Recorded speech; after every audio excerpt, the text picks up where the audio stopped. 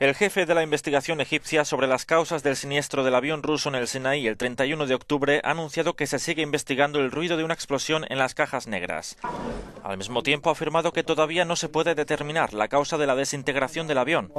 Lo ha hecho en una rueda de prensa que ha tenido lugar en El Cairo tras las sospechas de Estados Unidos y el Reino Unido de que el siniestro fue provocado por la explosión de una bomba.